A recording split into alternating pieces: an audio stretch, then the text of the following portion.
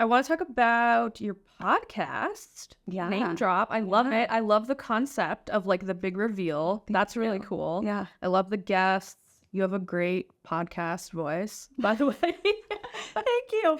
Actually, a lot of people have said that, and I am like so shocked. Yeah, no, for real. Like when I listened to it, it was the first thing I was like, oh, this is like, it's calming, but you're really smart. Just all flows really well. So I love it. Thank you. I also love that they're like 30 to 40 minutes. I feel like that's such a good amount of time for me to stay. Me too. connected. How were you like, I want to do a podcast? Like, why did you decide that? Yeah. We have full team on-sites twice a year in person. We have one in the beginning of the year and one in Q4. So we were talking about thought leadership. How do we better position Indie as a thought leader, and also our people, my voice as more of a thought leader in the space, because we do a lot of consulting and strategic work, and we execute as well. But even when we do executional work, it's really led with a big strategic deliverable to start. And our content wasn't really reflecting that. So anyway, we're brainstorming different ideas, and I was like, I think that we should produce a webinar series. And my team was like, absolutely not. Absolutely Why not. does webinar? It's like a trigger word. Right? And like, Bro, people like, no. are so triggered. Like, literally one woman on the team was like, that is so lame. Like, anyone who's anyone has a podcast. And I was like, I just got stripped down in front of this team. Yeah, I was like, all right, well, thank you for putting me in my place in front of everyone. But I was like, all right, like, does everyone agree? And everyone's kind of like nodding their heads, blah, blah, blah. So we actually ended up doing a podcast pitching competition.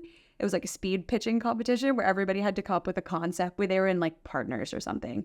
I love little competitions, so this is something that we do all the time. I will say we did a speed pitching competition a couple months ago for, not to go on a tangent, but for how Indie can market ourselves differently. And I told people, I want the craziest ideas that you can think of.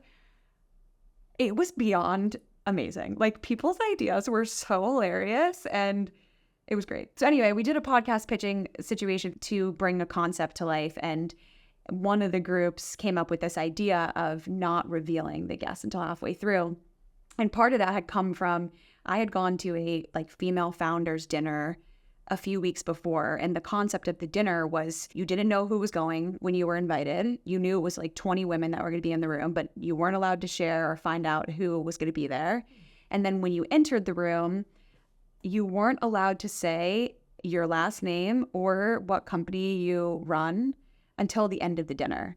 And then they asked you questions throughout the night, like group questions everyone had to share, but you could never bring your title or your business concept into the conversation. And it was actually a really interesting night of like just a different type of networking. I've never experienced that, right? Like in a networking setting, you're usually leading with, oh yeah, I have a marketing agency or whatever. So that ended up kind of being the inspiration for this podcast. So our goal was to do that, but also to just talk to different people that work in the field of marketing. Everyone's roles in marketing look so different today. So how do you show that diversity, right? And just whether it be someone just getting started or somebody that works in the field that maybe wants to shake it up, there's just so many paths you can take. Yeah.